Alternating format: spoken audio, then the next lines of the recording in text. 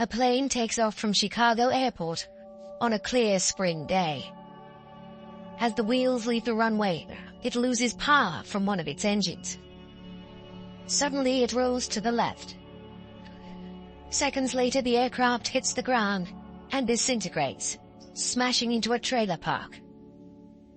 273 people are dead.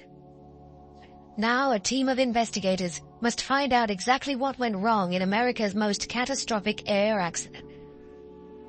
What they discover will uncover fatal shortcomings in the American aviation business and change the industry forever. Chicago, May 25, 1979, 12 noon. America's third biggest city, with the busiest airport in the world. Every minute, a plane lands or takes off from O'Hare International Airport. More than 2,000 flights a day. This is one of the most crowded airspaces in the world. On its final approach to O'Hare is an American Airlines DC-10, flying in from Phoenix, Arizona. At the controls is 53-year-old Captain Walter Lux. Walter has worked for American Airlines for 29 years and completed over 22,000 flying hours. Welcome to Chicago, ladies and gentlemen. Thank you for flying American Airlines. It's 1:30 p.m. and Walter prepares to go off duty when a fellow pilot approaches him. The colleague has to attend a family function and asks Walter whether he'll swap shifts and take Flight 191 to Los Angeles that afternoon. Walter has to think hard. It's the Friday before Memorial Day holiday weekend, and Walter is looking forward to the break. He lives in Phoenix, but this weekend he plans to stay in the family holiday home in the Chicago area with his son Mutt.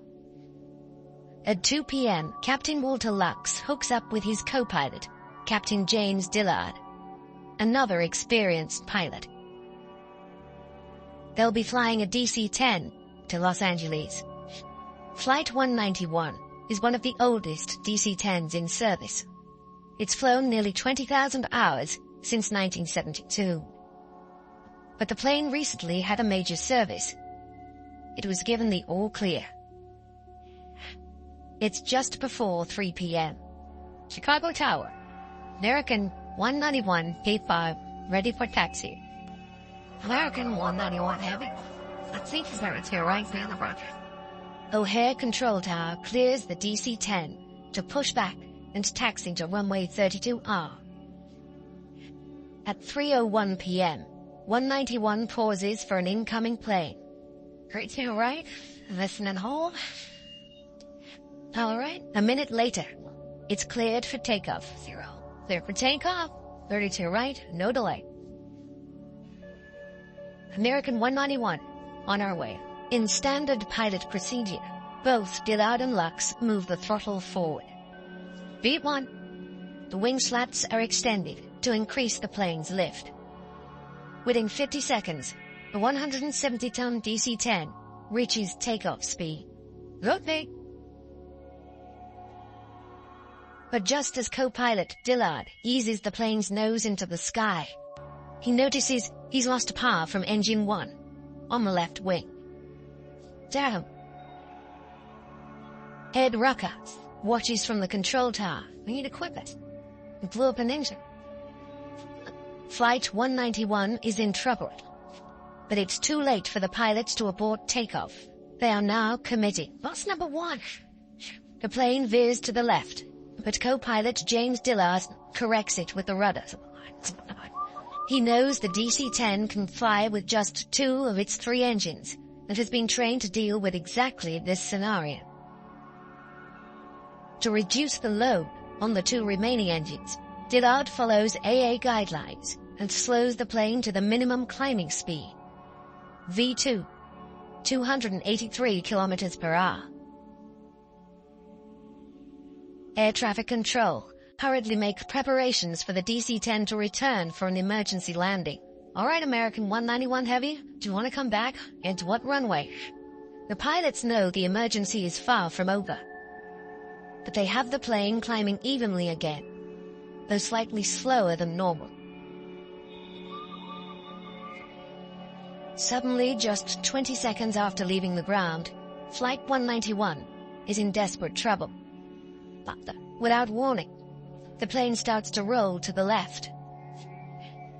Within seconds, the aircraft banks dramatically to the left.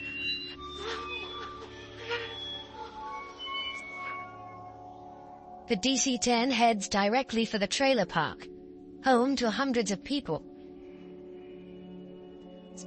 Ray DeVito runs in panic through the airport. Pilots Lux and Dillard fight to level the aircraft, but the plane does not respond. The nose drops below the horizon. What's up? In air traffic control, Ed Rucker can do nothing but watch as the nightmare unfolds before him.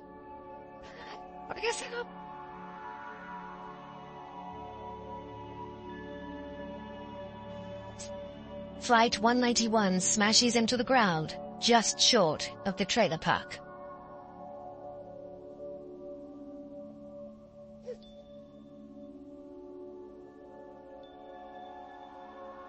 The twisted wreckage of 191 lies scattered for hundreds of meters. Debris has smashed into the trailer park, destroying 5 homes. 2 more people are dead. Even seasoned professionals are overwhelmed by the scene. 11 minutes after the disaster, the National Transportation Safety Board, or NTSB, receives a call. Within the hour, a GO team of 15 expert investigators is on its way to Chicago. Pivotal to the investigation will be the expertise of this man, Michael Marks. In 1979, Marks is senior metallurgist at the NTSB. He will unlock the mystery of why 191 fell out of the sky just 30 seconds after takeoff. Marks knows that the GO team must come up with results fast.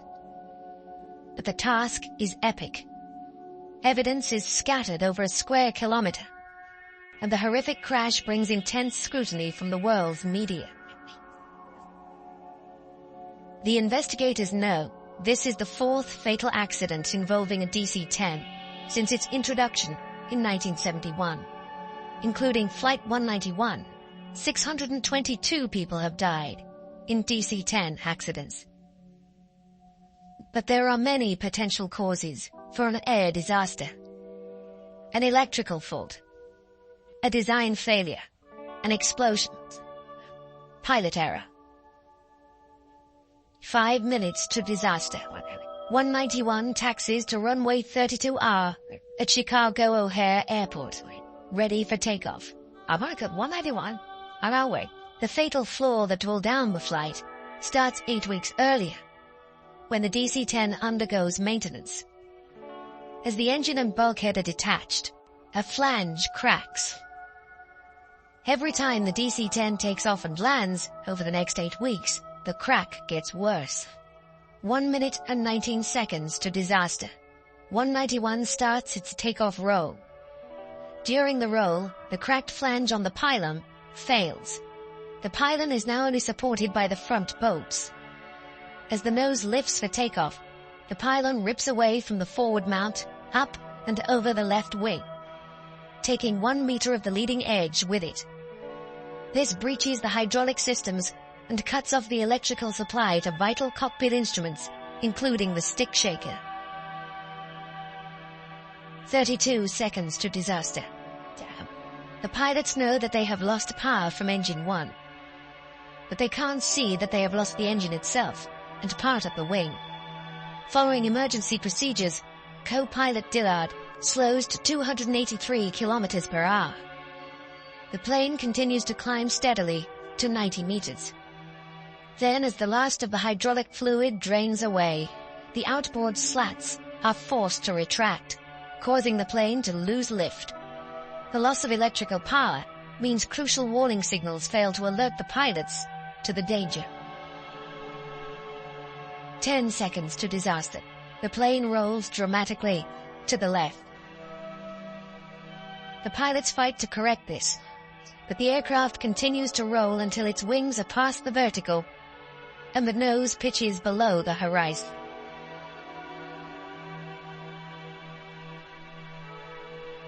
At 4 minutes past 3 and 5 seconds, 191's left wingtip hits the ground and the aircraft explodes. Nobody on the plane survives. 273 people are dead. The catastrophe is still America's worst single-plane accident. After the investigation, the NTSB recommends fundamental improvements in the aviation industry. The U.S. government orders a change in maintenance procedures. McDonnell Douglas redesigned the DC-10. Airlines install stick shakers for both pilot and co-pilot. Pilots are no longer required to reduce speed to B2 after the loss of an engine. But nothing will bring back the victims of Flight 191. The U.S. government fines American Airlines just $500,000 for improper maintenance procedures. But the insurance settlement for the replacement value of 191 gives American Airlines $25 million more than they paid for it. McDonnell Douglas shares fall more than 20% after the crash of 191. Eventually, the company is taken over by its rival,